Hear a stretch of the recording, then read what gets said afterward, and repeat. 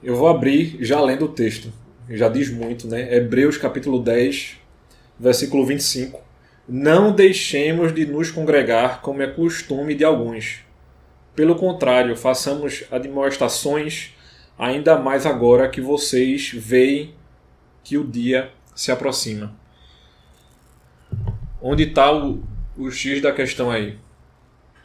A gente tem uma juventude conhecendo teologia reformada e com uma sede extraordinária. E eu acho que isso não é ruim. Muitos líderes têm tido medo dessa sede, dessa busca, mas a gente não pode se esquecer da nossa vida com Deus. Para mim é onde está o chamado ao equilíbrio. Você não foi chamado para ter simplesmente conhecimento teológico. Você foi chamado para conhecer teologia e saber aplicar principalmente na sua vida. O pastor, quando ele é chamado para ser líder da igreja, vamos pensar a liderança aqui de maneira mais geral, seja presbítero ou pastor, e até outros líderes da igreja, ele precisa aprender a viver aquilo que ele aprende na palavra. Então, por que o outro membro da igreja não tem que saber viver aquilo que ele aprende na palavra? Quando a gente olha sobre marcas da igreja, por exemplo, eu digo que isso realmente é um desafio para a igreja de hoje. Por quê? Muitas igrejas têm tido problema e elas precisam ser exortadas a voltarem à palavra.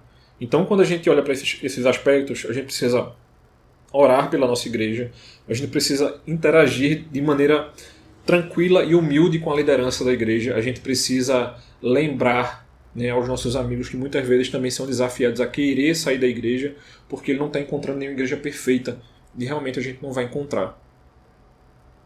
Eu fico pensando quando Paulo precisou instruir os coríntios na primeira carta, que ele faz um relato extenso dos problemas que tinha naquela igreja e ainda assim ele considerava a igreja de Corinto igreja. Então assim, vai ser um desafio instruir a igreja, sim. Vão ter desafios que a igreja vai ter problemas para corrigir, sim. Por exemplo, quando a gente pensa em culto, que eu diria que é a parte externa e mais visível, que muitos jovens têm tido problema de querer moldar e dizer assim, não, essa igreja é mais igreja do que outras. A gente precisa conversar a respeito de eclesiologia, por exemplo. O que é um culto? Muita gente não sabe o que é um culto e fica moldando isso na mente. Muitas vezes a liderança tem dificuldade. Por quê? O que é mais importante? Aceitar o pedido de um grupo, ser contra um outro grupo ou ter a sabedoria de instruir os dois grupos e tentar caminhar e mostrar a esses dois grupos, pode até ter mais grupos, de que eles precisam perceber o que Deus tem instruído a igreja na palavra. Muitas vezes a gente não olha os desafios que a liderança da igreja tem vivenciado. Então, vai dar trabalho mostrar a um desses grupos que a liderança já tem tentado fazer isso, mas vai dar trabalho também mostrar que o segundo grupo tem tido dificuldade de enxergar que a igreja precisa melhorar em como ela tem vivenciado, aquilo que ela tem feito. Então, é um desafio muito mais complexo do que a gente taxar a igreja de hipócrita, por exemplo. Vão ter desafios a serem trabalhados nisso dentro da igreja. Ou querer taxar de reformada ou não reformada, é uma das coisas que a gente mais ouve hoje em dia. A igreja tal é reformada ou não?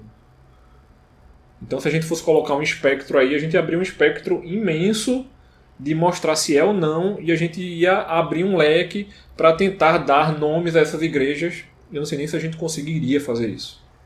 Então esse é um grande desafio. Então eu acho que, meu irmão, se você hoje não tem conseguido frequentar uma igreja, eu digo a você para pedir sabedoria a Deus, e eu digo com toda tranquilidade, como o próprio texto de Hebreus nos lembra e nos alerta. Tenha a humildade e busque no Senhor ajuda, e busque a ajuda também de igrejas sérias, que possam ajudar você a voltar a frequentar a igreja. Por quê?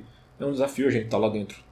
A gente está vivendo com pecadores que tentam se amoldar aquilo que Cristo nos chama a fazer. Ou seja, realmente é desafiador. Dar trabalho à liderança, como vai exigir paciência de alguns membros que têm realmente uma sensibilidade de enxergar aquilo que é certo e errado, mas que algumas coisas, para serem aplicadas, vão dar trabalho. A gente não pode rachar a igreja. Paulo não nos chamou para rachar a igreja no meio. Ele não fez isso com a igreja de Corinto. Ele exortou a igreja. E isso realmente é um desafio a gente.